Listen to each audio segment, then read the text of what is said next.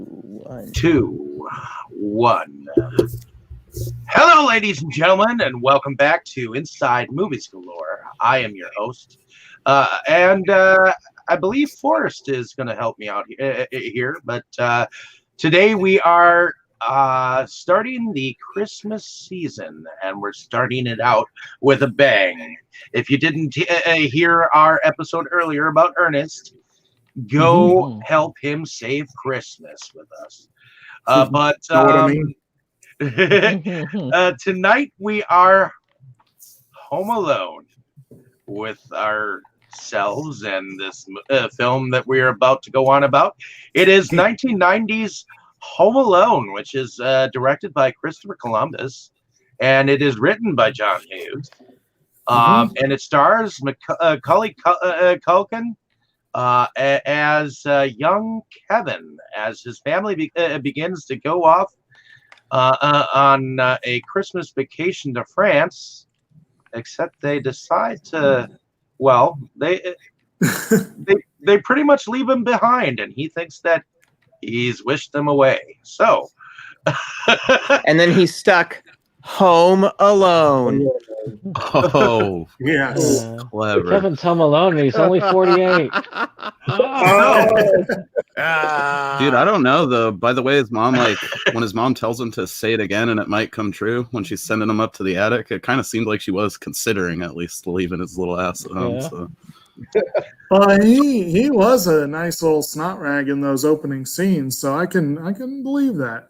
The whole family is a snot rag. What are you talking about? Yeah, the whole family sucks. All right, let's get down to first impressions. So, let's start with you, Mo. What was your first impression of this film? Oh, I was supposed to watch the movie? No, it's no, it's good, man. You know, I saw it as a kid several times. Home Alone.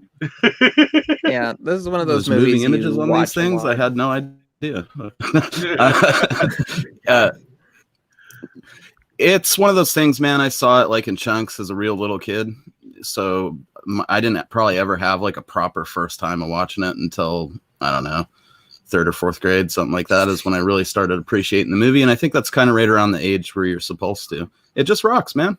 I mean, it's, you know, you got like good physical comedy, awesome booby traps, and, you know, straight up violence, and just a shithead little kid. So it's hard not to love that, like Dennis the Menace or something. I don't know.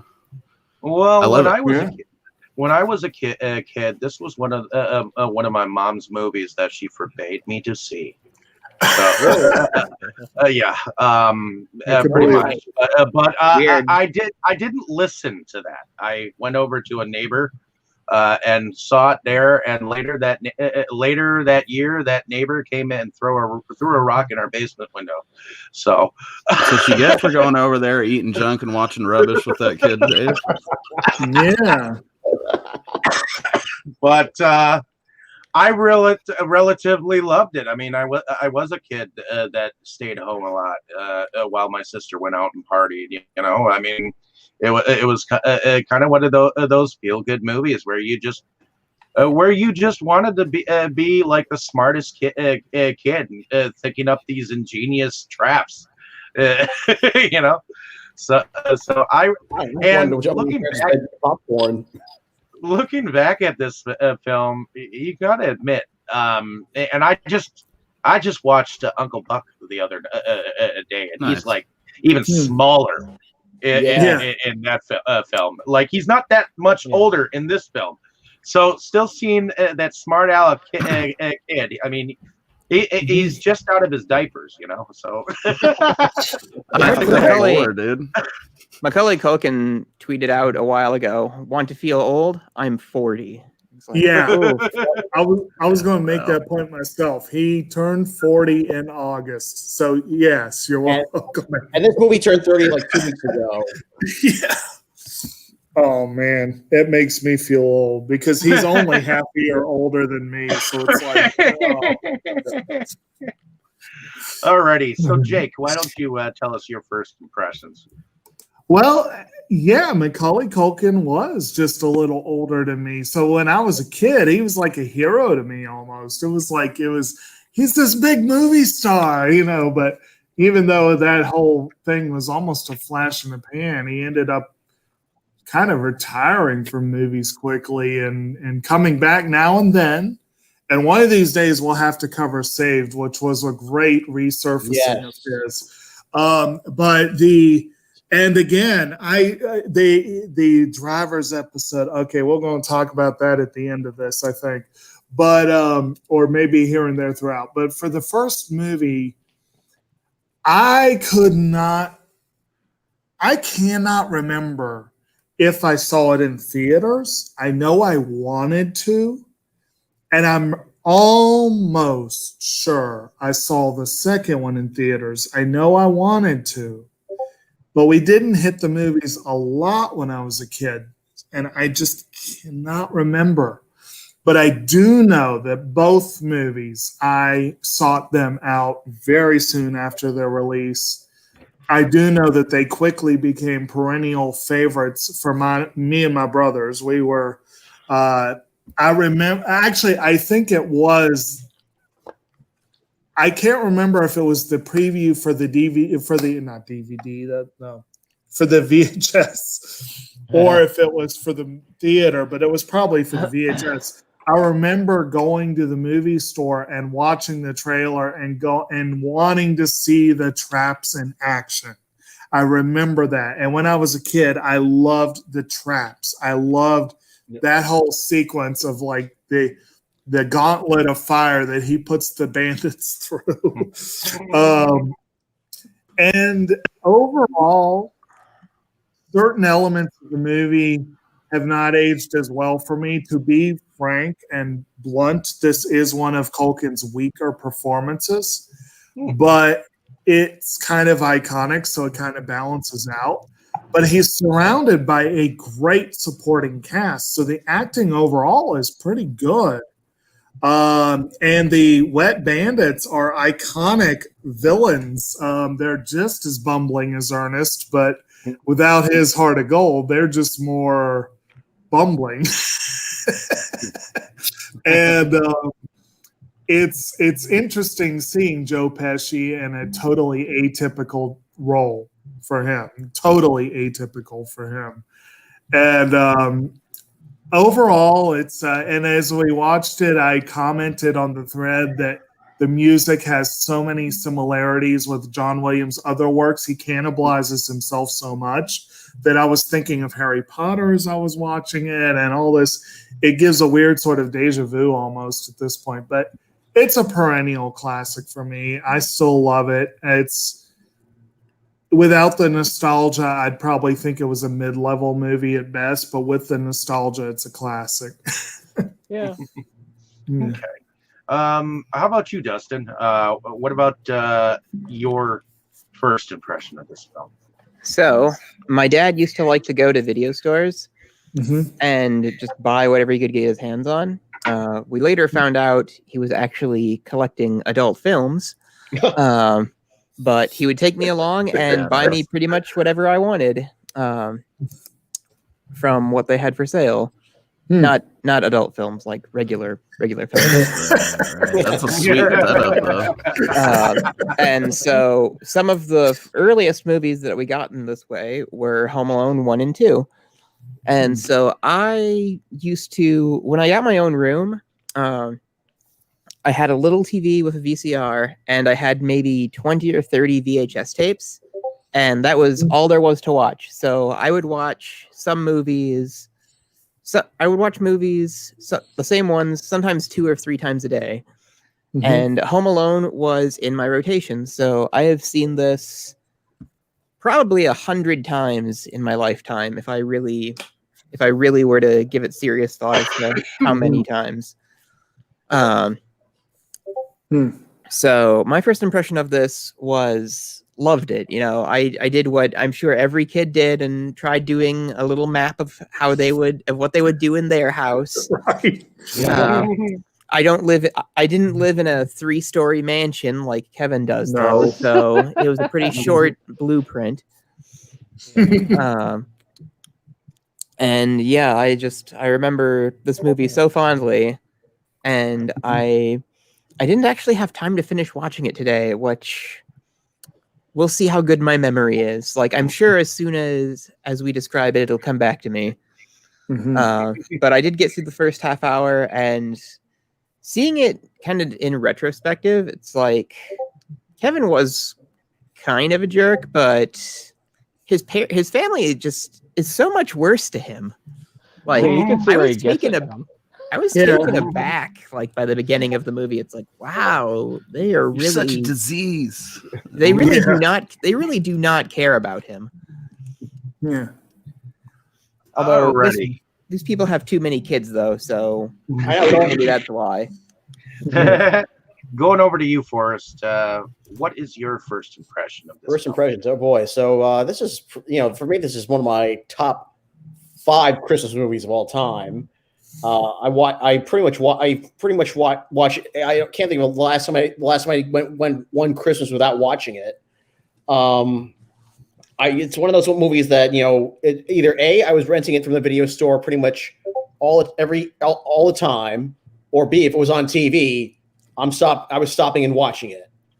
Eventually I did get it on. I did get it on DVD. I have it on DVD now, along with the second movie. I did not get to see it in theaters when it came out. I was only 3 years old when it came out, and my parents were really taking me to movies in theaters back then. Although I did catch it in theaters about I did catch it in a theater here in Manhattan about 6 or 7, maybe like 5-6 years ago. So it was definitely a whole new experience seeing it on the big screen for the first time. But yeah, Kevin, he is the kind of kid I wanted to be at that age. Like, with the traps and jumping on a bed with a bag of popcorn, or doing everything a kid that age would want to do. Yeah, or like shooting up figurines with a BB gun, or eating a whole bowl of ice cream a mile. Yeah, ice cream sundae. I was getting ready to say, you could almost say with that ice cream, he wasn't really shooting up, but he might as well have been shooting up sugar with and watching old school gangster films. Yes, just watching rubbish. Yes. which I kind of feel like I am Kevin, living like Calvin McAllister, eating junk and watching rubbish, which my mom would have forbidden me to do even when I was 13. Going over to you, Brandon. What was your first impression of this film? So I saw this in theaters. It's kind of funny because we really hit the late 80s, early 90s nostalgia today with Ernest and Home Alone. But it was what's the word? It was an exciting event. I mean, we got to go to the theater. They had the maps of the house with all the traps there. Oh, really? Standees. This was a little theater too, because I grew up in like a really country, like mountain town. Was that the one you showed me? Yeah, this was a blockbuster in its time. So it was just really cool at the time. Yeah, I think that you've actually been to that theater at least once, Jacob. It was only a three screen one, but it was only like $5 a pop. Even now, it's very cheap. But it's one of those that stuck with me as a child.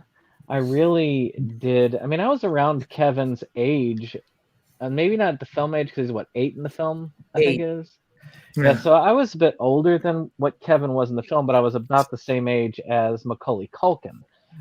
So it is kind of one that I could relate to in some ways and really loved as a kid. Now, keep in mind, as a kid, really loved the events in general. As an adult, there are 2 things that I have gotten to think of more and more as time goes on. Of course, I still enjoy the film. There's a nice nostalgic ring to it that just is enjoyable, and it's a must-watch every year. Even the second one, which is just a rehash of the first. But Yeah, but I a even very have well I even done have remake. the bucket that they released, the paint bucket with all the films. Oh, yeah, Um, I remember that. but there are two things that I noticed that I think of more as an adult. One is, yes, I do agree. Kevin's not so nice a child, but then again, he gets it from his family. Mhm. There are very few of those family members that I'm like, God, no wonder he's all upset because his family's just a bunch of dicks. Um, but the other Especially thing is, Buzz and Frank. I'm thinking to myself, like, I read something about it now, and it made me think, okay, Kevin is this kid. He knew he had the ability to call the police by the end of the movie before they got there. But instead of calling them right away, he insisted on putting them through this torture house out of Saw. Hmm. He's just like a psychopath, a sociopath or psychopath in training. So I just thought that was very interesting. Those are the two things that I think of now when I think of it, Well, and there is the that. fact that airport security has changed a heck of a lot in Oh, Yeah, those yeah. years. But any there, case, that's my first impression. there is that theory that Kevin grew up to become Jigsaw. I mean, and it makes sense when you rewatch the movies. Well, let's look at the plot. Let's look at the plot a little bit more deeply. Right. So we have Macaulay Culkin starting out as this like what he's like 7, 8, 9, 10, 8-year-old kid, and Mhm. obviously he seems to be like the bane of his family's existence at this moment. Kind of the run. Uh, I mean, nothing seems to go wrong. And Buzz, his brother Buzz, Mhm. he is mean to him, and then Buzz he is gets a him to dick. react. He gets him to react, and basically he like ruins the family dinner before their big trip.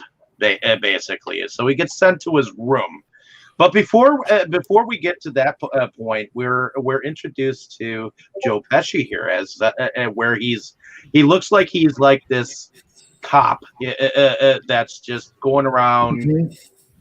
He's canvassing the neighborhood, and he's passing himself off as like this dude who is like all concerned about burglary, and yet he is a burglar later on in the film. Spoiler alert, ladies and gentlemen. It's kind of a genius ruse, really. Yeah, he's basically there to scope out like the different houses there in person, basically, so that he can go and do his big heist thing. And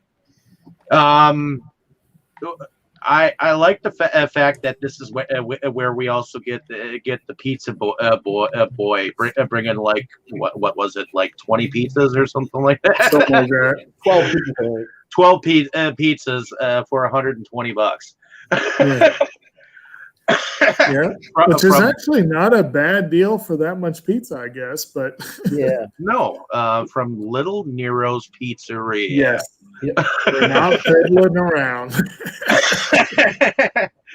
So, what do you think about this whole scrambling family segment here? I mean, of the introduction of his family and how Kevin is portrayed, and basically up until a moment that his mom basically sends him to his room.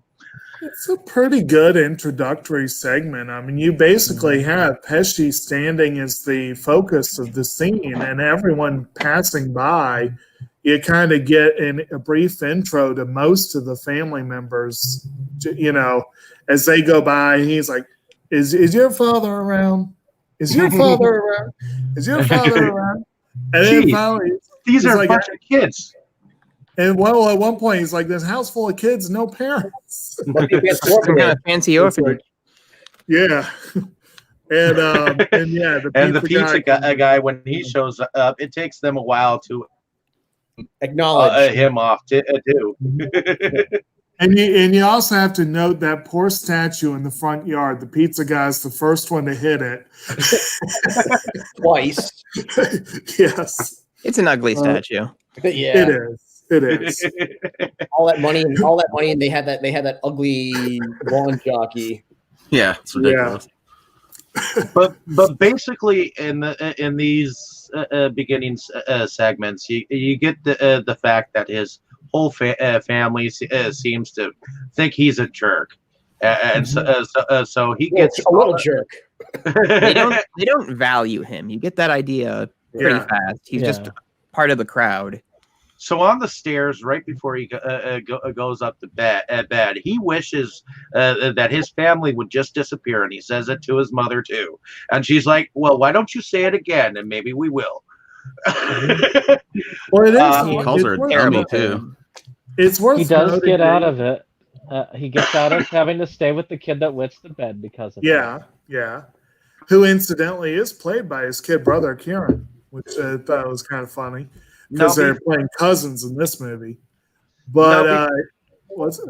Now, before we talk about the morning after, I think we should mention the part where Buzz talks about the next door neighbor. Oh, the South Bend Old Man Marley. Yeah. Because you kind of get a sort of a rumored backstory where apparently he was called. Mo, do you remember what he was South called? Bend Shovel Slayer. Yeah. He put them in there, turn them into salt mummies. That part used to scare the shit out of me when I was a little kid. Funny enough. What's that actor's name who played the old man? Robert Watson, who played Ben Marley. He was previously in this horror film called Deranged, where he played a serial killer. Ed Gein. Yeah. Ed Gein. When I saw that movie, I was like, you know what? Buzz was totally right about this guy. Right. Deranged. That was a movie I remember well. It was double featured on a midnight movie, double thing with Motel Hell before Shout Factory picked it up. So Early Tom Savini effect too. If I remember right. But in any case, so we get that little backstory of the neighbor, of course, and then of course you get the morning after. Where everybody, actually, the mother and father wake up and they're like, "Oh shit, we're late!" So everybody is power outage. Yeah, the power goes out and and their alarm gets deactivated, and so they wake up. They're woken up by the shuttle that's going to take them to the airport. So they're running around. They're in a big hurry. They forgot to wake up Kevin. Yeah. Well, and it's about this time that apparently a neighbor boy kid comes over and starts like messing around and talking to the drivers and shit like that. So when the head count comes around, they think that he probably might be Kevin. Yeah, the whole thing's his fault. I'm glad that his house gets robbed later in the movie and flooded. This is something I never understood growing up because we were more. You see, I grew up where the nearest neighbor was still a bit of a hike, and they didn't have kids, and so to me, like some strange kid walking up is like, "Who the heck are you? Get away! I don't know what you're about." Yeah, it's just like a natural distrust for it. So I'm just looking at it like this doesn't feel right. But people who are in that neighborhood setting, it's very similar. You can definitely tell that this kid is a spoiled little brat who probably would feel absolutely entitled to just wander into anyone else's car and start looking at their stuff. Yeah, that part has always bothered me. Yeah, actually, I should mention my dad says that when my dad first tells me that when he started dating my mom and he met my cousin was exactly like that kid asking a million questions.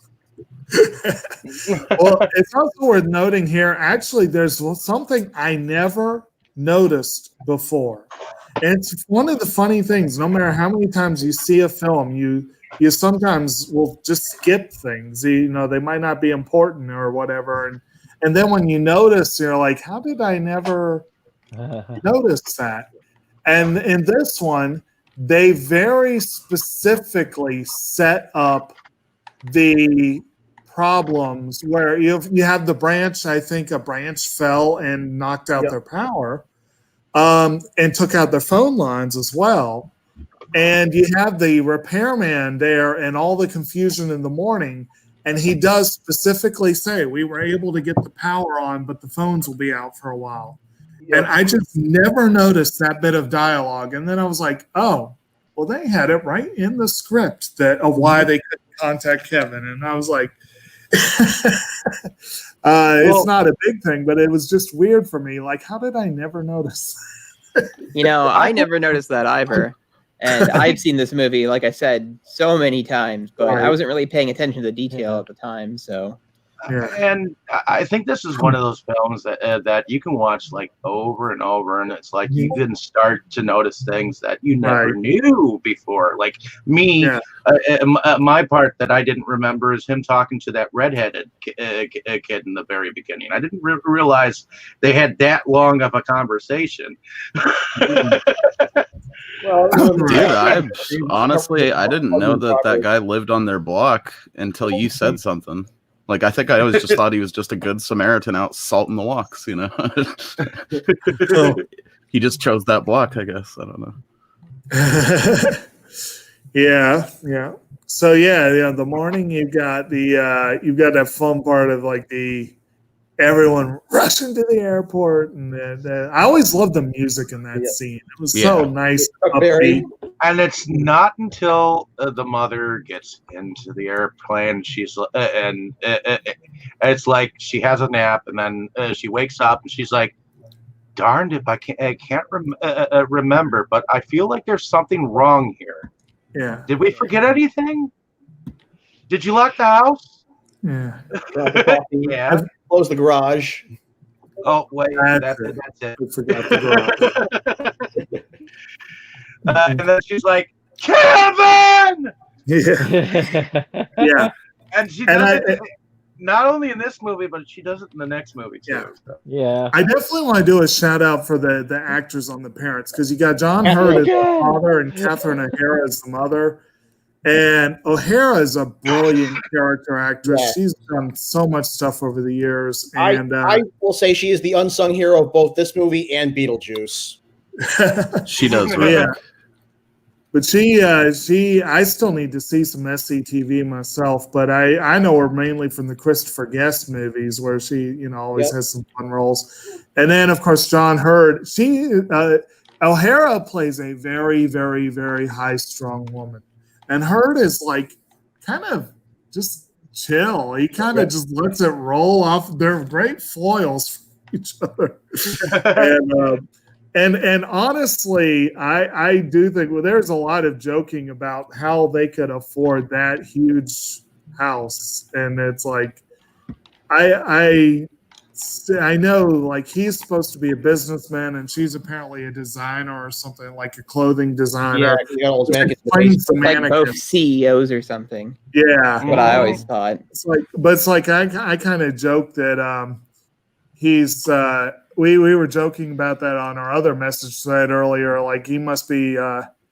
I think he has mafia. I don't know. I always kind of considered them like the richier version of National Lampoon. He did work with Tony Soprano, so they did actually look, I think, at that same house for the Griswold house, and they weren't able to use it at that time. Because their house is pretty good size too, but it's.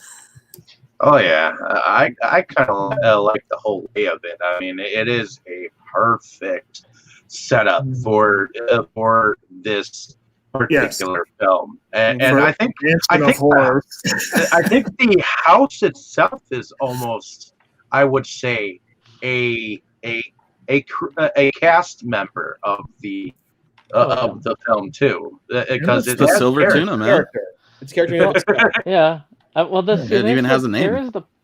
This is the polar opposite, if you think about it, of the last movie when it comes to the characters, because Ernest really comes from the everyman perspective. He's always doing the menial jobs. He's always, he represents the majority of America, right? Whereas Kevin kind of is the child of this kind of spoiled rich family. He's a spoiled child from a You rich could family. almost say that's a through line of John Hughes movies, that they tend to be very upper class or middle class. They tend to be what we aspire to, if you will, like the Gotta wonder if he grew up rich. if what? Oh yeah. But yeah, I mean, you got like the, in this one, you got the McAllisters, you got the Griswolds. If I remember, well, Ferris Bueller wasn't rich, but like his best friend had was like filthy rich. The It's like Griswolds were like Ferris upper Bueller's middle parents- class. Ferris Bueller They came weren't from like that. a couple from wealthy parents too. yeah. What's that? I was saying, I think Ferris Bueller's parents were also like very well to do. Yeah. Like I said, they weren't living in a mansion, but I don't think they were hurting for money. But anyway, ways she realizes that O'Hara's character realizes that Kevin is missing, so he ends up going through most of the movie trying to get back to her son.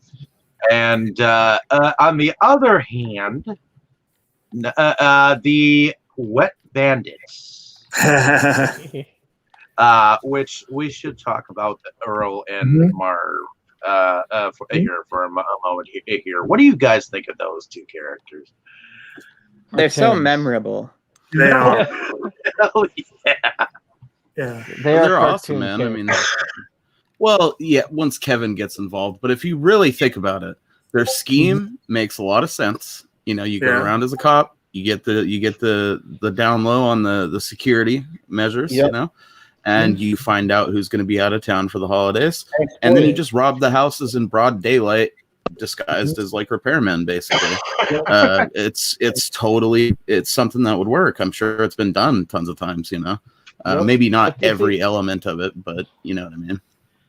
Then you got Marv, who is so stupid. I mean, the whole thing about flooding each house, even as the police say, well, it's a great thing that you're doing there, it leads us back to every single one of y'all's past robberies. Yeah.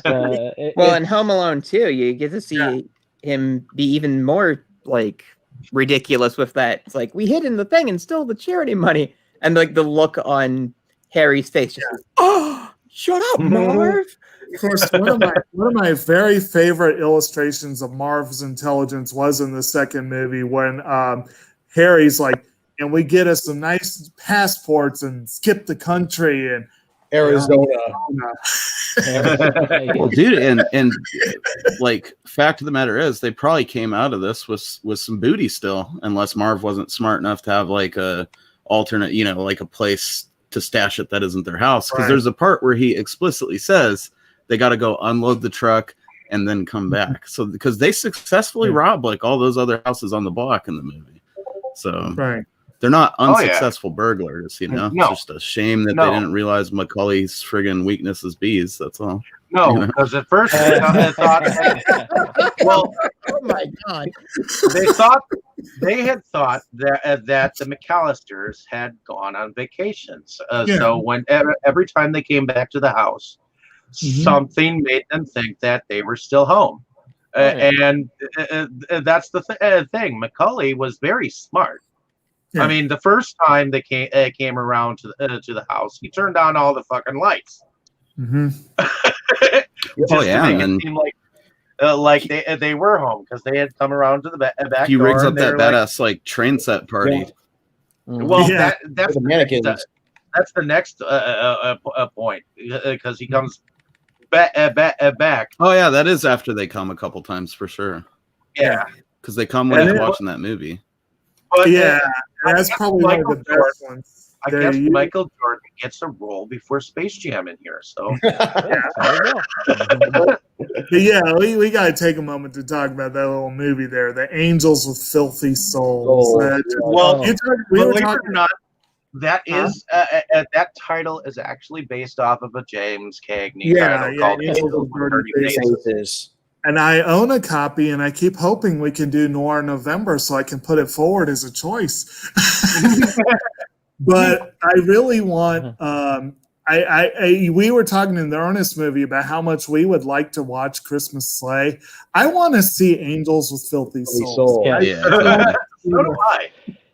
And I know when I was watching this with my wife over there, she was sitting there saying, I don't understand why he's so scared of that. I mean, that wouldn't have bothered me. And I was like, yeah, but you were exposed to like Hellraiser as a young child. A lot of children, they have that extra innocence. The parents don't want them to be exposed to that kind of violence. So of course, and we kind of forget this. A lot of us do because we're desensitized. And that kind of level of violence does still cause a bit of trauma to a child. That's not the only thing that scares him, neither. I mean, when he goes down to the basement, he's afraid of the furnace. Right. So Yeah, it's another part that used to trip me out as a kid. That furnace and afraid that of the dark when they're young. Dude, And that- Marv still is afraid of the dark. Yeah. as a kids kid, are scared that of the furnace dark. was like comparable to the You're afraid of toilet that and too, Look Who's Talking for me. Oh, Like that is just like it just bothered me like crazy. Yeah. So there was a period where definitely I was like, eyeballing our furnace when I had to go out in the garage. Let's take a quick moment to recognize some of this movie has some truly great one-liners, like you just alluded to there, Jake. We'll come back at dark. When it's dark, yeah, kids are afraid of the dark. You are too, Marv. Yeah, I'm that part's not. classic. Yeah. that is true. This movie is very quotable, especially when it comes to the angels with dirty Filthy souls. souls, yeah. Get it right. The Or even when he's going through Buzz's private stuff. That's a good one. Don't Woof. call anybody sickening. okay. Buzz's This is actually Buzz himself dressed as his girlfriend. One of my favorite lines comes from Buzz, where he's like, "I wouldn't let you sleep in my room if you were growing on my ass." Like that is just savage. All right. So IMDb I'd hang it out the window. IMDb has the little back and forth with Angels of Filthy Souls, and it's just, who is it? It's me, Snakes. I got the stuff. Leave it on the doorstep. Get the hell out of here. Yeah. All right, Johnny, but what about my money? What money? Asa said you had to know for me. Bad fact. How much do I owe you?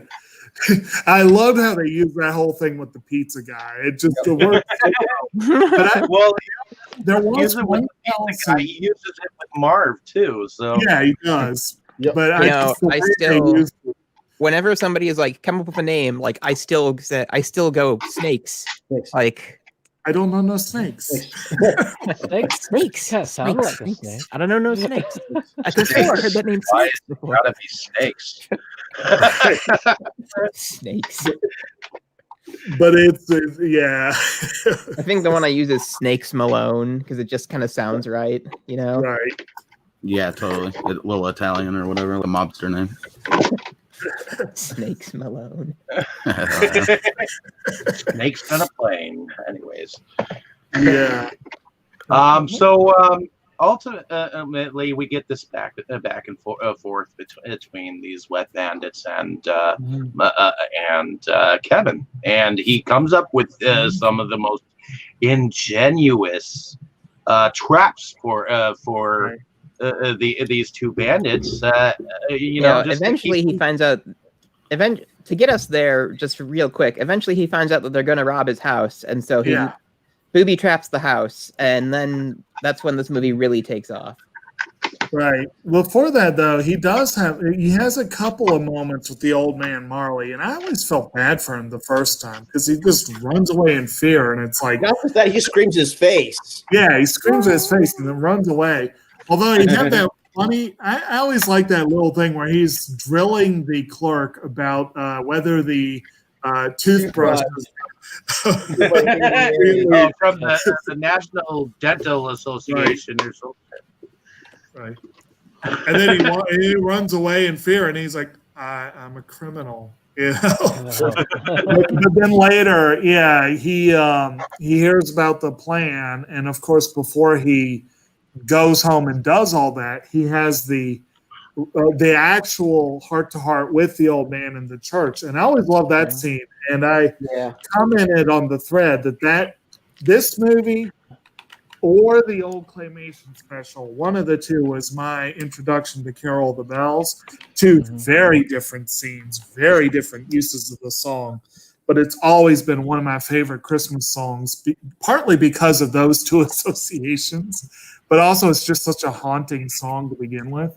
But there's also like some great score in this part too. Williams cannibalizes himself a lot, but he's still a hell of a composer, and he does do great music.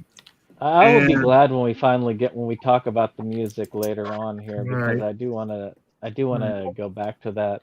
And we did forget like that the first introduction with the Wet Bandits that he has is almost getting run over by them. Yeah, right. That's great. And he is smart enough not to go straight home. They're following along like, and I love the part where they stop the van and like one of them's looking around and the other one's whistling, and it's like, no, that's not obvious at all. And, he recognizes him by the golden tooth from when he was in the house, and that's just like really cool seeing that. Well, and smart on Kevin's part, man. I mean, he knew like he wasn't for sure they were robbing houses at that point, I don't think, but he knew they were up to something sketchy. It's like he thought at first he thought I think at first he thought he was under the impression that he was the same cop undercover. Now, a random thing about their undercover thing, just to throw it out there, you guys might know more than me because I know some of you know the series better than I do. But apparently, their van had the OK plumbing signal. Yes. Supposedly, that was a lethal weapon reference, and because apparently, yeah. So I thought that was kind of amusing when I read that. And I'm extremely amused. I'm very amused and impressed. Harry's full name is Harry Lime. And it's a direct reference to the main villain character in The Third Man, which is a classic noir.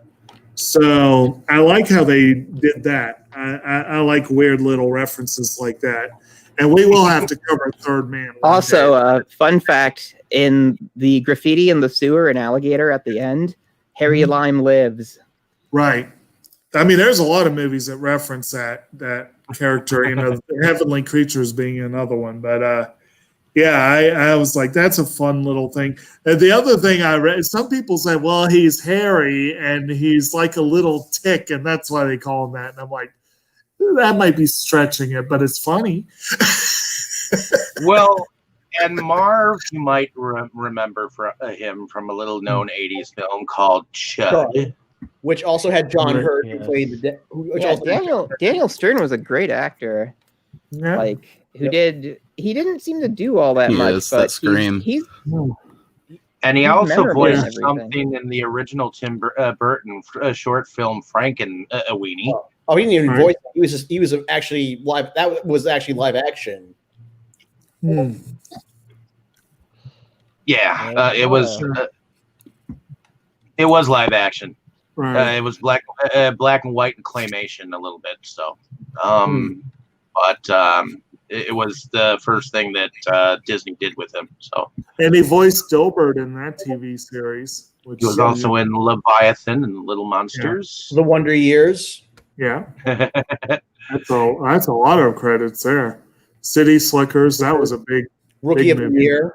Yeah, I vaguely remember that one. Yeah, and like I said, a lot of these people have really good. And that we should mention another major part of the cast. And actually, before we get to the traps, you do have to get back to the mother's attempt, Miss McAllister's attempt to get home to Kevin. Basically, they're in the the airport and they can't get a ticket until Friday. Like 2 days later, 3 days later. Yeah. And she's like freaking out. So first of all, she gets a flight. We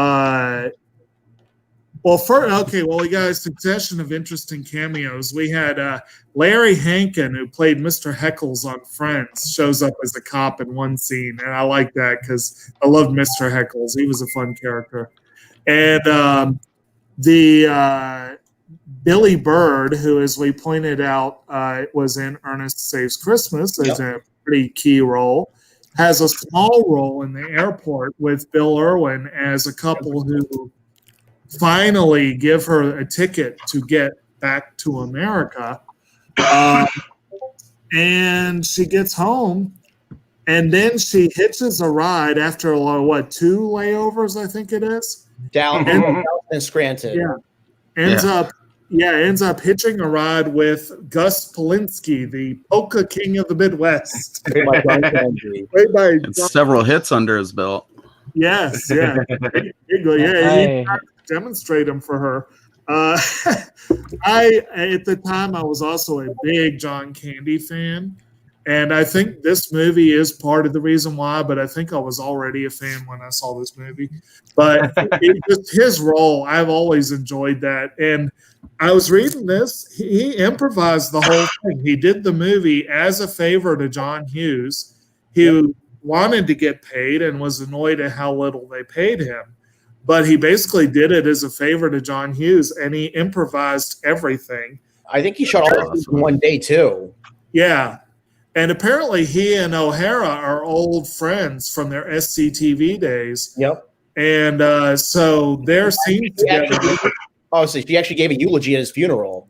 Yes. And actually that was, I could not, I read, that was the most morbid thing. He died on her 40th birthday. That's that would be like the worst possible thing. You turn 40 and a good friend of yours dies that day. Yeah, that's messed up.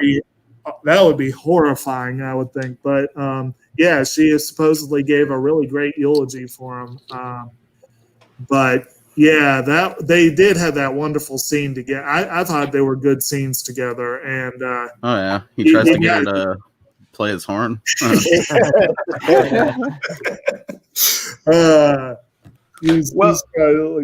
What's up? Well, let's take a look at some of the antics that the crooks come up against when they finally actually try to get into the house. So apparently they tried the back door. What was it? The back door? Yeah, the back door. And basically, Kevin puts a BB gun through the dog door and shoots them both. Shoots them in the Doesn't he shoot Marv like right in the face? Like Marv sticks his head through and he's like, "Hey." He's Harry in the nuts and Marv in the face. Yeah. This kid's armed. And it wasn't really a BB gun. That would have done a little more damage. I think it was just like a little air gun, like a pellet gun. Yeah, a little air pellets or whatever it is. And that wasn't even the initial. Start to break in, because we see this is classic because you see all of the tricks of Kevin's trade. As he sets up each booby trap before the crooks even come. So he lays the groundwork for exactly what you're going to see. Oh, yeah. And it even goes farther back than that, really, because there's foreshadowing for most of the traps, if you think about it. Right. He talks about making his own ornaments with the fish hooks, which indicates the ornaments. The micro machines, clean up the micro machines on the floor. All of these little things, they kind of hint to a lot of what he's going to do. And playing with the air rifle, with the shooting the soldiers into the hamper, and Now, one thing that always struck me as funny when I'm sitting there at my at this and watching, it's like, so essentially Kevin sets up all of this in about 45 minutes. Yeah. and even has time to cook his mac and cheese dinner, but not enough time to eat it. Yep. See, a friend of ours, like I said, I said they probably had mafia connections, but a friend of ours said that the father probably worked as a military contractor. And the fact that Kevin is able to put all this into execution so quickly and so effectively kind of puts some credence to that idea. And he's an amazing cleaner. I don't know if you noticed that every time the house is screwed up, he cleans, except for Buzz's room. Yeah. Buzz's Right. room. But he And- cleans everything else up just like. Well, you really have to wonder. They don't show everything. The main one I wonder about is I don't think he was able to get the tars off the stairs. Yeah. I doubt that. Maybe. Maybe. No. You never know. He cleaned up that house right well, True. considering and considering his supernatural abilities of setting up. You know, there's only one other individual that I find that sets up trouble. I've made the connection. He doesn't grow up to be Jigsaw. He grows No. up to be the killer and the collector. Oh, there you go. Yeah, that is like some Think about it. The guy just like walking around the house, and then in that movie, Well, and then less than an hour later, that whole house is set up with the trash. this did set up his next role, I think, with The Good Son. Oh yeah. Classic. Well, that was one also I quite Where he enjoyed. went total sadistic. Fourth Yeah. highway. Well, I do want to throw out an idea that we've already established. I think that the Wet Bandits are supernatural. They clearly have well beyond human levels of toughness and endurance. Probably adamantium skeletons. Probably just really. So it could be that Kevin does indeed have superpowers, and I think he may actually secretly be a Disney princess who, just like Amy Adams in Enchanted, is able to sing and have all the roaches and rats and stuff do all the work very quickly. Who knows? But in I any could see it. in any case, when they finally get to the house, he's thrown this pitch or tar or water Mhm. on the steps and the steps in the back. So Yeah. automatically, Yeah. I do love, actually, before that even though, they try to talk their way in because they say, well, kids are stupid, so let them in. So Kevin responds with the gun. Yeah. well, and doesn't Harry get try to put his hand on the door and burns the shit out of his About hand? the front door. That happens right after that when they give up on having Kevin let him in because Kevin shoots him in the balls and then of course Marv stupidly sticks his head through the dog door and gets shot in the Yeah. face.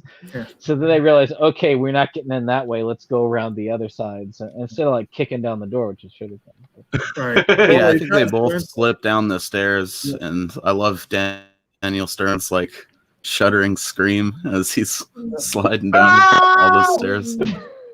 Yeah, he goes amazing. down to the basement. Harry tries to go up the front steps to the front door, and he's iced both sets basically. Not safe. Not safe at all. No. Yet, And then Ultimately, Marv gets inside the home and he gets that iron dropped on him. Yeah. Well, And then- yeah. okay, you ever notice how bad Marv is at really breaking into a place? Right? He spends the first part of it on the door frame. He only like hits the door frame and not the door with the crowbar. It Well, takes the and door he's the being one that- unlocked. He's the one who ultimately steps on those Christmas ornaments when Right. he gets inside from the window. Right. But first, he has all that fun in the basement because, like you said, he goes to turn the light on, and there's a lot of slack coming from this thing, and he just doesn't. He just stands there wondering. And then he looks up, and yeah, you get- Wham. yeah. Cerebral hematoma. Marv is dead. And then eventually he comes to and starts going up the tar-covered stairs. And You got the basically steps on this like nail that was like ugh. nailed straight up. first. That bothers me. Well, first, yeah, that bothers me too. But you got to note For sure. there's a serial comic moment before that where you got boot number 1, boot number 2, sock number 1, sock number 2. And then yes, the big nail. Ugh. Oh man, that hurt to watch even back then. Because Yeah. when you're a kid and you're watching this, you're like, yeah, get those guys, and then you see the nail and you're like, ew. Yeah, that and Harry's hand brand. Yeah, and that, of Yeah. course, you've got in the front door Harry slipping and sliding his way up the stairs, and then didn't he? He He slid. opened up the door, and the Well, door. he like flipped and landed on almost on his neck and tumbled down the stairs, and then got up there and burned the crap out of his hand on that door with that nice M brand, which is kind of a callback to the guy branding himself in Raiders of the Lost Ark. And it's also a callback. Supposedly, it's a direct callback to M because they have that M on the door but apparently it looks so much like the brand of the movie M that That's what it really is. It's the McAllister mark. Exactly. But those are two. Weren't those both labeled potentially fatal injuries? Well, Yeah. the M wouldn't kill you. No, but if It a would door, hurt a lot, but if the door was hot enough to be red hot, which it was supposedly Get third red degree hot, burns on that hand. it would have been using beyond third degree burn. It would have been almost. He would have almost God. welded to the. Yeah. It's just like with Marv. Oh, there'd be Mhm. flesh sitting on that door from when he ripped it Yeah. off. But I mean, like Marv, he doesn't just step in through the window. He Yeah. slams his bare feet down on the ornaments, and he wouldn't be walking after all those glass shards in his feet. Yeah, that's done. Yeah. I think there was fish hooks on those too. Yeah, Probably. exactly. Good time. Oh yeah, and then ultimately now they are both inside the house. Well, you got to know Harry's actual entrance. He goes back around to that back door and opens it, and Blowtorch to the head. blowtorch to the head. He's just getting burned everywhere. Yep. And that would have been pretty serious third degree burns, I'm sure, especially because he just stands there screaming. Yeah, he doesn't actually move. He just lets it blow on his head for a little while. More third degree burns on his head as he goes. Well, and ultimately, after all this bumbling around just to try to get inside the house, they finally do get inside the house. And lo and behold, Kevin is waiting for them with a couple of pails and some feathers. I think before that he pulls an Aunt Leslie on them with the micro machines and Yeah. almost breaks their neck like he did her. Actually, the came after the feathers. And then, of Oh, course, The we get, feathers, yeah. and then of course we get Marv and his tarantula scream. Well, actually, no. I think Can. the part where they meet each other again, and Harry's like, "What happened to your face?" And Marv's like, "Why are you dressed like a chicken?" Why the hell did you take your shoes off, and then why the hell are you dressed like a chicken? Oh, why'd you take your shoes off? Yeah. That's Why are you dressed like and, a and the chicken? paint cans to the face. That's Oh, yeah. brutal. A Yeah. full paint can to the face would have had them out. More than just kicking out his gold tooth, which, by the way, is important to know because it really riles him. It's like, okay, screw the house. I'm Yeah. catching the kid first. There's no more. There's no more Mr. Nice I'm gonna Guy. kill that kid. I'm about to attempt a murder. where Joe Pesci had to like make that stuff up because he Yeah. was so used to cursing, he had to do that. Yep. Yeah. That's it. It makes you wonder what the uncensored cut will look like. Well, according to one of the actresses who played one of the cousins, she said that like Joe Pesci would actually curse in front of them. What they found funny, but it's like the directors are trying to tell them like you can't say that. Right. Yeah, Oh, I mean, from oh. what I've heard, Macaulay Culkin said he was scary in a lot of parts. Well, apparently Pesci intentionally was very mean to him because he wanted that reaction to be as genuine as possible, and it was. They don't get along, buddy. That's for sure. Well, ultimately, Harry and Marv end up chasing him to the attic, and right before he gets up to the attic, is when he introduces the tarantula Yes. that has The look on Marv's face Glorious as the scream. tarantula is coming Hey, towards him. he Yeah, lets that's out classic. the most girlish scream. Yes. Dude, I hate spiders, so I can relate. I think part of that look might have been genuine, like, Yeah. And then later on, when the tarantula lands on Harry's chest, and Harry's like, "No, don't." Like That's one of my just like, favorite moments. Harry, don't classic. move. Go. Marv, what are you doing, Marv? Marv. The way he says it, he just sounds so betrayed. Marv. yeah. breaks his ribs and possibly injures his heart by Whack. slamming a freaking.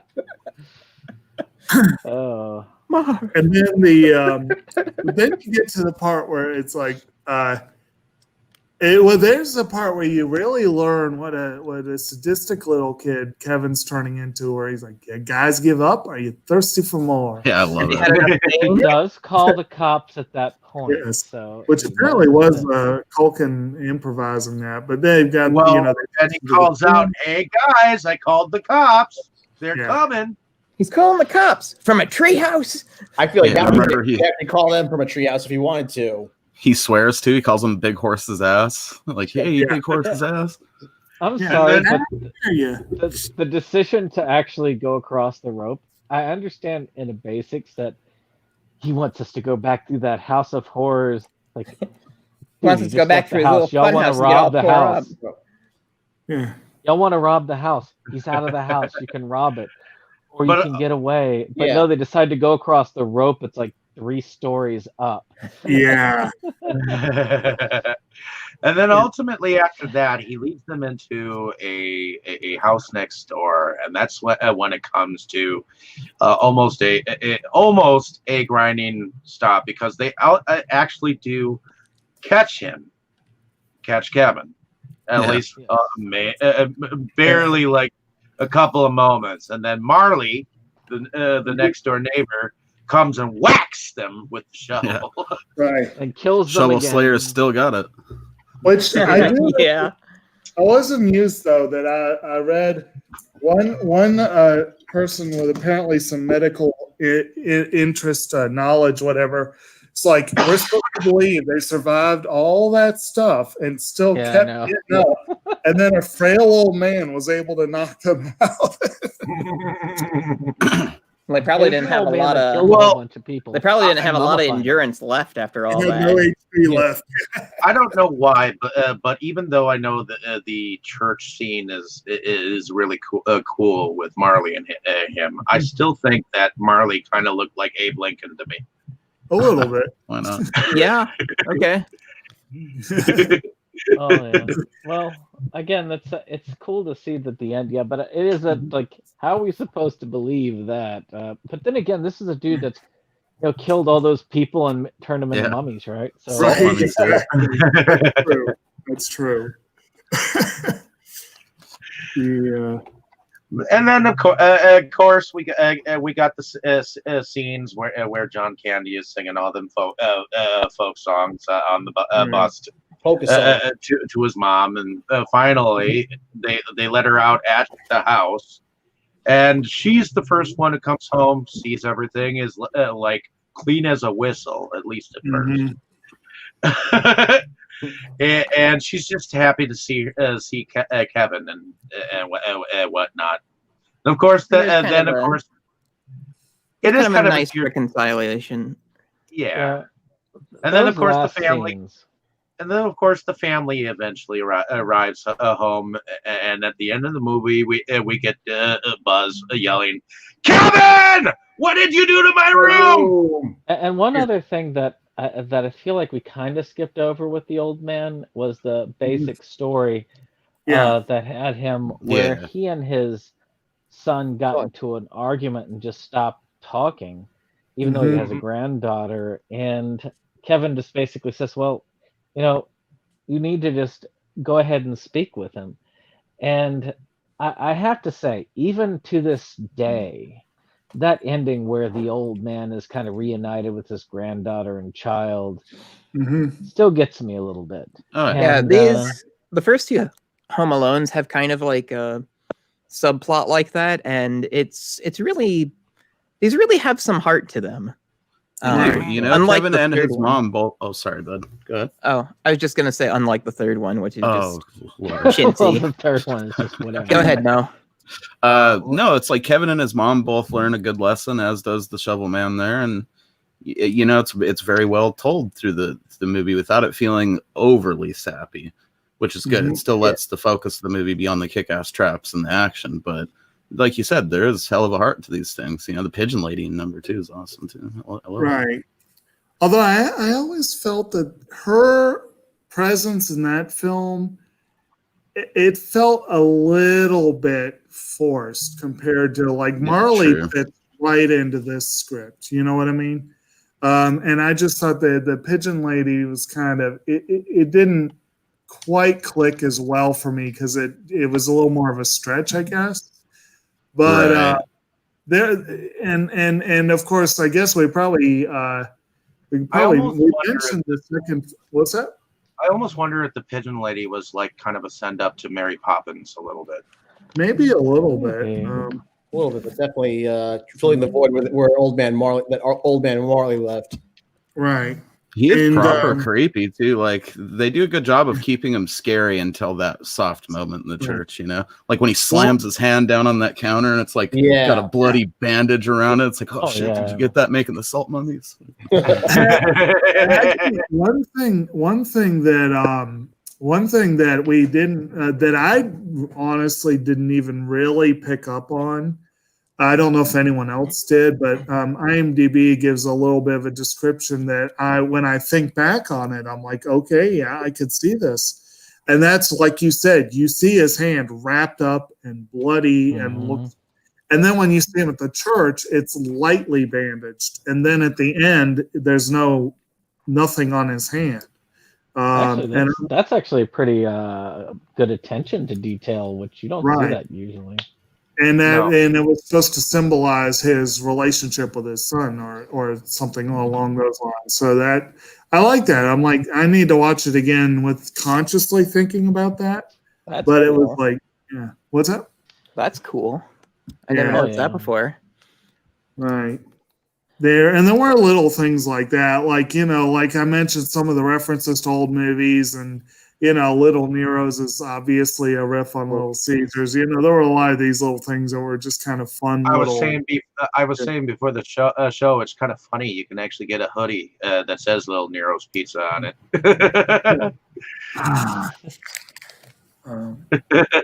But in any case, let's talk about the music in the film. What did you guys think about the music? It's freaking great. It is. It's excellent. Oh, it is amazing. His best work.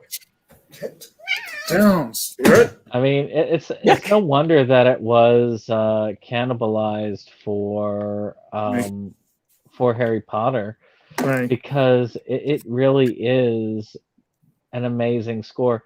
And as far as Christmas music goes, it has some amazing choir work. I mean, as somebody who has been in a concert choir and gone through a lot of that stuff, it takes a lot of work to get that kind of sound out of that. He's able to get the acoustics, you can get the echoing, which I doubt was that church, but I did like the fact that Kevin was watching How the Grinch Stole Christmas in the film. Second film. But and of course, you do get that. Well, and he does that in both films. And, you know, and I guess we'll probably have to hit the second movie on its own one of these days. But darn straight. One of my favorite moments, one of my favorite dissolves is the one where he's watching the Grinch and he gets that really big grin, and then it dissolves to Tim Curry with the same. Oh, yeah.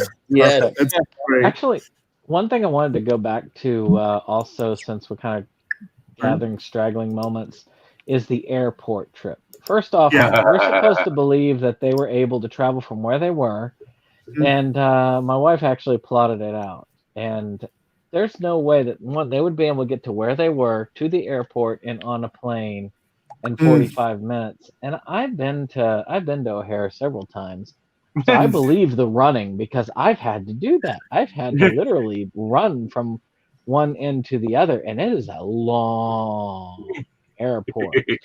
You got trams that have to go to certain parts of it, and it's one of those that, I mean, and I'm sure that a lot of you have been to, if any of y'all have air traveled, I'm sure you all have been to Chicago's airport because it feels like it's like the stop to the layaway stop to everywhere. And it's just such a big airport, so I can believe the running, but you know, pre 9/11, that's the only way that's believable at all. If this film gets remade, they'll have to completely redo the airport idea. Well, yeah.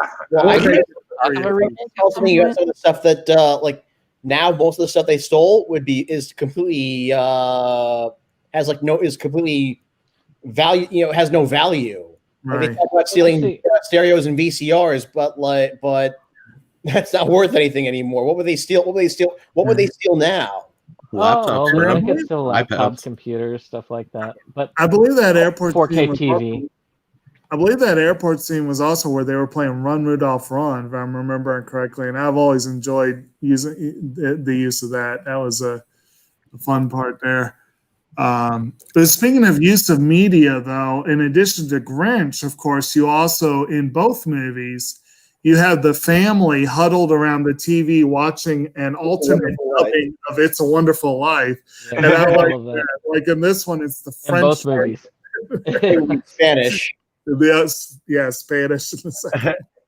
It's like it is great to see the whole thing. I mean, I love how they put this together. Yes, the acting is not like the best in the world, but I still say Chris Columbus did a really excellent job. And if I recall correctly, this was one of his first films, wasn't it? I think it was his second as a director. Yeah. As a director. And it wasn't going to be him originally, if I recall correctly. No. No, his first was his Adventures in Babysitting, and it was Heartbreak Hotel, and then Home Alone. Right. Yeah. Now, supposedly, John Hughes tapped him to do Christmas Vacation. Yeah, he ended up going from Christmas Vacation to this. Well, and apparently Columbus met with Chevy Chase and said, "I can't work with that man." It's understandable. I've heard bad things. I've heard bad things. So let's talk about favorite scenes. I mean, I know some of you have talked about some of your favorite scenes, like Dustin. I think you mentioned the screaming Marv. Oh man, like there is so much to enjoy in this movie. It's hard to pick a favorite, but I think my favorite would be maybe the paint cans. Okay. Just because like they get so badly destroyed and then they get back up, like or that moment where they like greet each other after finally getting in the house and having gone through a couple of traps. It's like, what the hell happened to you? What the hell happened to you?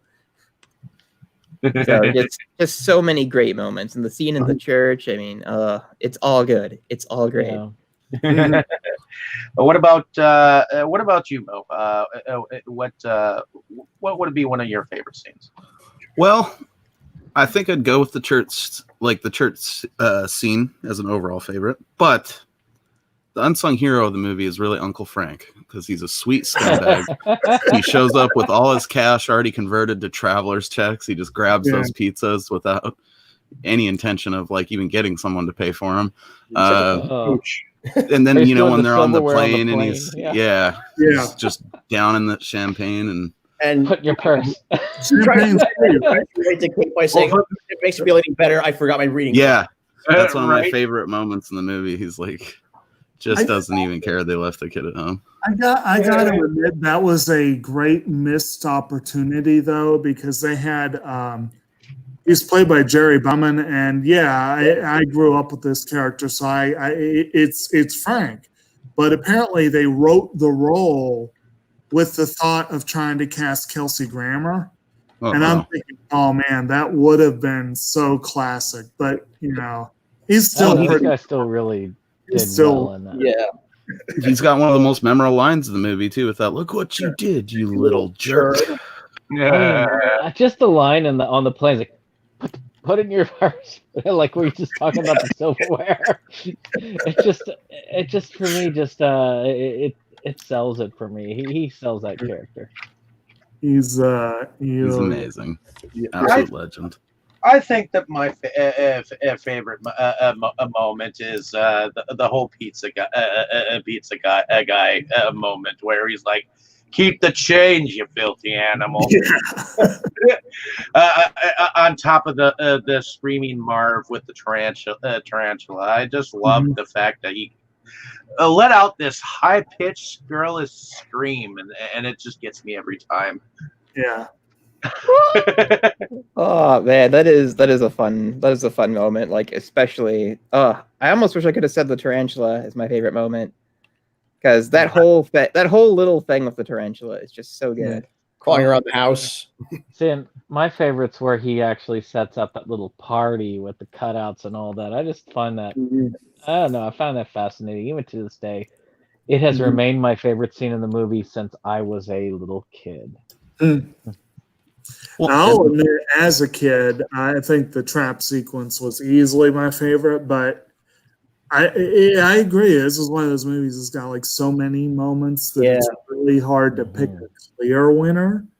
The scene in the church is really nice. The scene with the scenes with the polka group and the mother trying to get home that way. I enjoy those. The stuffing the silverware in the purse. There's a lot of good moments. I had to pick a favorite, it might be the scene in the church, mainly because of the music more than anything. I freaking love the music in that scene, and that might be it. For me, there's just so many memorable scenes. I think the church scene is objectively the best scene. Like just in terms of the acting and the writing. But I would say for me, the more I watch it, like now, it's probably Kevin just going through Buzz's stuff. Like reading that Playboy magazine, he's disgusted by it. Buzz, your girlfriend, woof. Yes, and then he just breaks it. He finds the firecrackers and the BB gun. Mm-hmm. And then he gets the brilliant idea to climb up on that shelf to get money. Yeah. It's interesting. And then no bees on that shelf. Brandon was talking about the foreshadowing. When the tarantula gets out of the cage, that's coming back around somehow. They did a pretty good job of setting a lot of stuff up in this movie. Yeah. You knew stuff was coming. Yeah. Oh yeah. Mm-hmm. So ultimately, is there anything else that y'all guys wanted to discuss about this film? I would say that the other kids are pretty funny. Like there's several of them that have a good, pretty hilarious moment. I like when Fuller's looking at him like, just drinking that Pepsi, like I'm not pissed. Or the older sister the older sister who tells him, Kevin, you're what the French call les incompetents. Yeah, Right. that's savage. She's telling him he's incompetent. And then I like the part where they're in France and Buzz is like listing the reasons why he doesn't give a shit, pretty much. And he's like, A, I'm not that lucky. And then I think he says 2. I forget what he says, but then he says D after that. Like, it's just totally off. Actually, no, he says, A, I'm not that lucky. 2, we have smoke detectors. Oh, yeah, and we live in a boring neighborhood. In the United States of America, where nothing remotely dangerous will ever happen, period. Cut to the lawn jockey getting knocked over again. Is that where it cuts? I thought that was where it cut to the bandits doing something, wasn't it? No. After he says nothing remotely dangerous will happen, it goes to the pizza delivery. Okay. And yes, okay, I should say the pizza delivery scene was also one of my favorites. I just, again, the way they used that movie to scare the crap out of that poor delivery guy. 1, 2, 10. And, I used to do that a lot. Mistakes. was it that part, or when he used it with Marv that he actually used the firecrackers in the pot? Yeah, it was the second time. Yeah. See, that's probably my only gripe about the movie, maybe, is that I'd have probably traded that time with Marv for just him using the firecrackers on the delivery boy. Because it felt like, you know, they could have came up with something else to do there. Other than and I gotta say one little thing, as far as this movie does require a lot of suspension of disbelief. Oh yeah, that piece is also expensive too. one part of it is, even with today's technology, with your HD and Blu-ray and whatever, Oh god, yeah. you would have to be really good to cue those movies up exactly as you needed to. And then the work in film. Get it. That would not have been workable with VHS, but it's fun. Hell of a sound system on that little kitchen TV set too. Well, he did hook up a couple of speakers to the TV. If you go back and watch it, I never noticed that. That's awesome.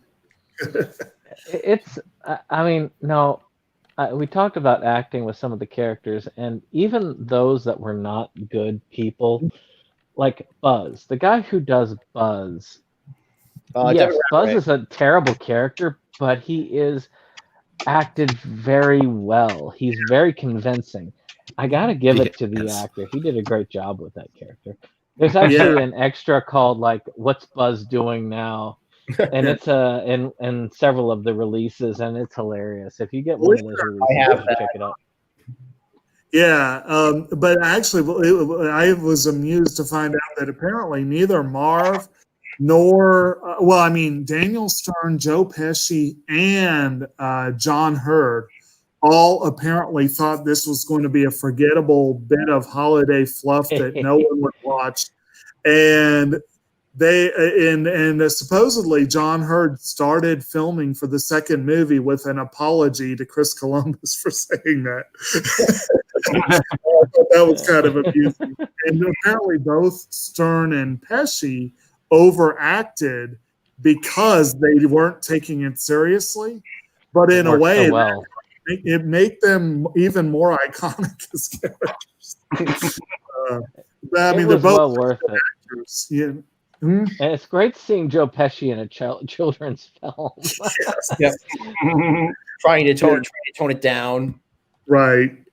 I will say he had a banner year that year, but he was in the biggest movie of the year with Home Alone, and which I think that movie alone probably widened his audience from like just adults to kids, and then he also did Goodfellas, which I think he won an Oscar for.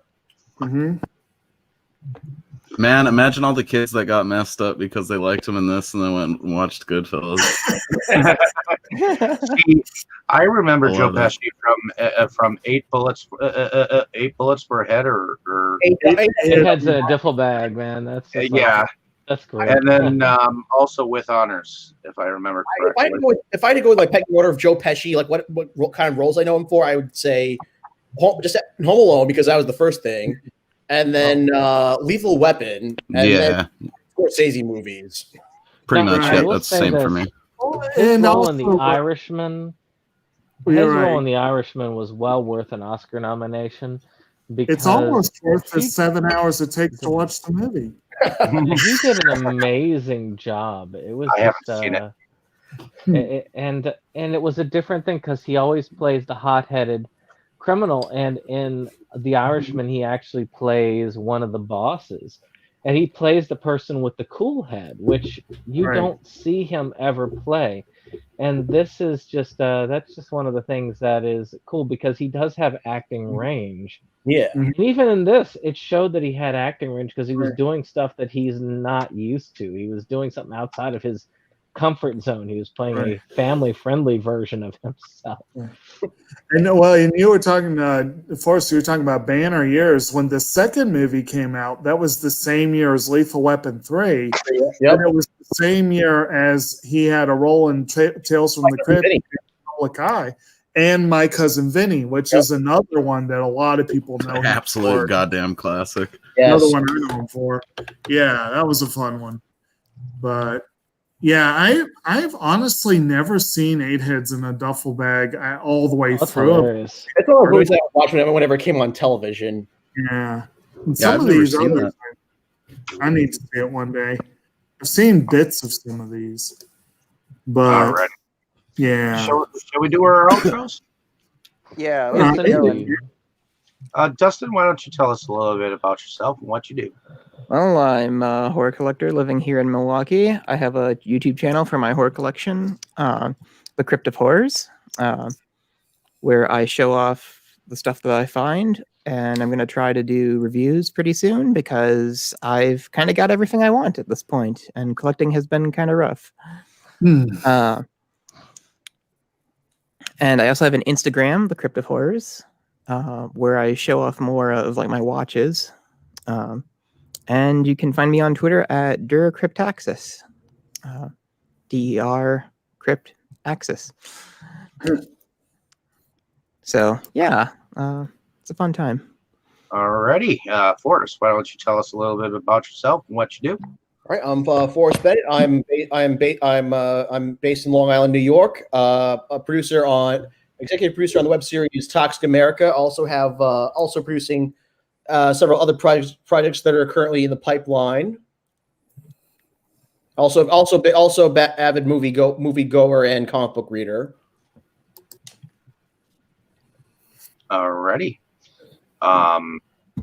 Going over to Mo, why don't you tell us a little bit And about yourself? Survivor girl of an awesome Friday the excursion recently. Oh yes, at the real Our Camp Crystal. resident Survivor girl. Indeed. I'm Mo. I do reviews on occasion when I'm feeling motivated to do that. Gonna be a lot more of those coming. Got some upgrades for the channel set up.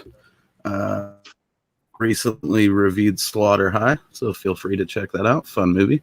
Ooh, nice. And that's yeah, really very about good it. That's all I got going on. I really enjoy hanging out and watching movies with these guys and talking about them. And I'm looking forward to the rest of the holiday season here.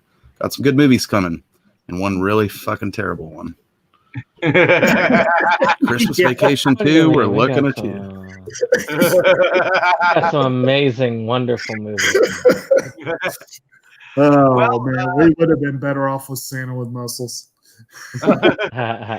Why don't we go and see what you do, Brandon? Tell us a little about yourself. Well, I fall asleep in front of the TV most days, and Oh wait. What do I do for a channel? Okay. Yeah. Well, I'm Septum Sen of Septum Sen versus the World. We love physical media here, and we our main thing that we do on the channel is usually pick up videos and new releases.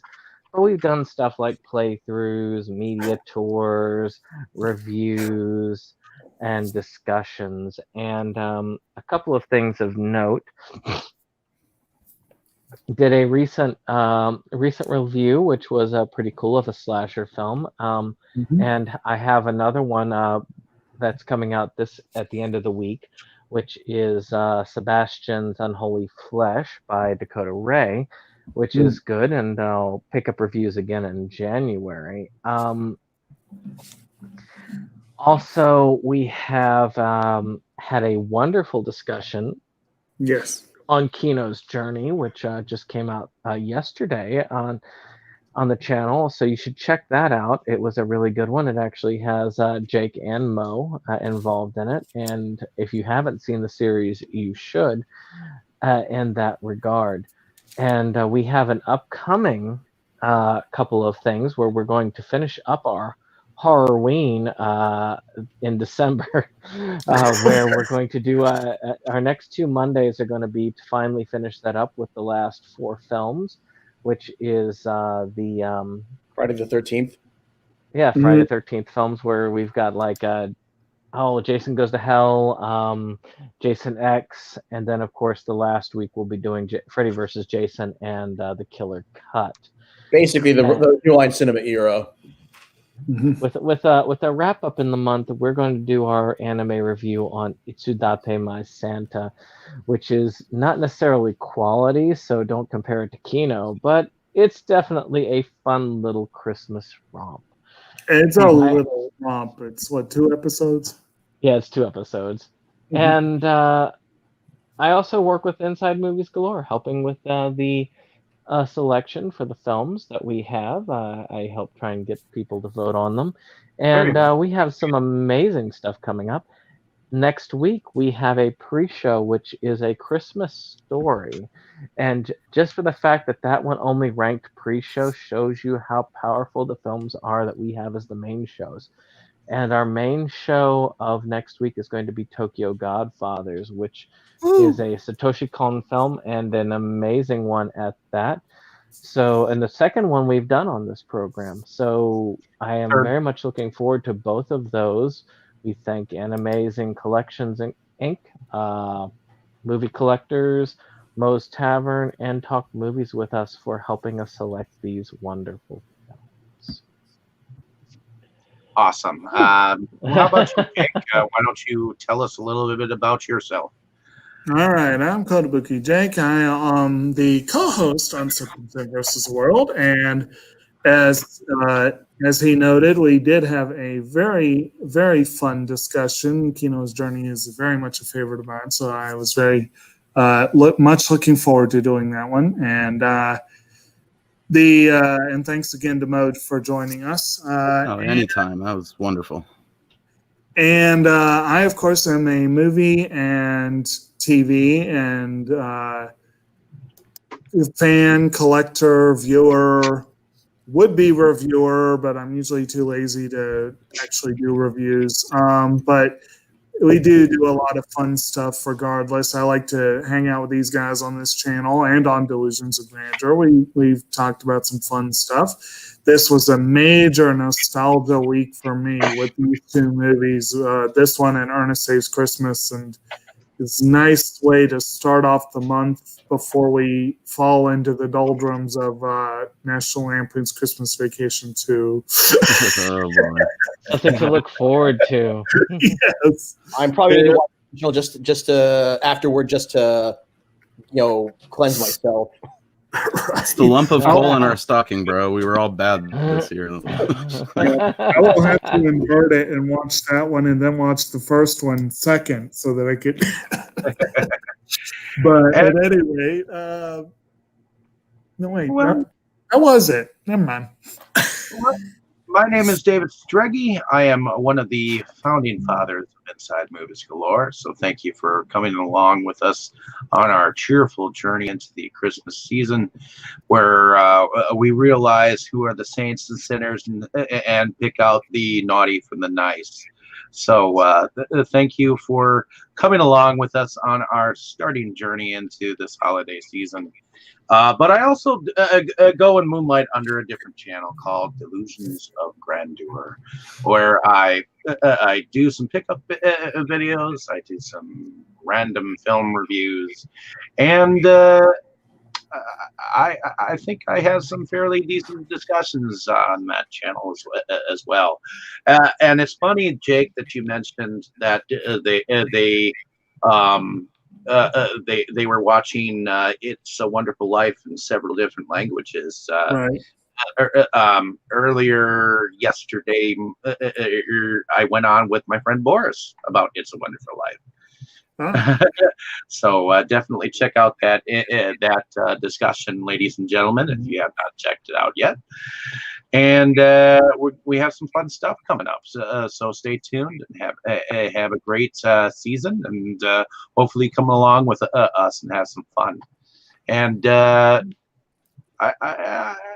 in any case, don't piss off your family at any given point in time, and don't let yourself home alone at any given point in time. It's all about being with each other, correct? Yes, because otherwise you might grow up to. I meant to mention this to be like Kevin McAllister 30 years later, as you'll see in the Drivers episode I put up on our message feed, which I'll be watching when we're done here. If I remember correctly, Macaulay, he does a wrestling podcast or something like that I know of. So, but in any case, have a lovely evening, ladies and gentlemen. Thank Yes, you. indeed.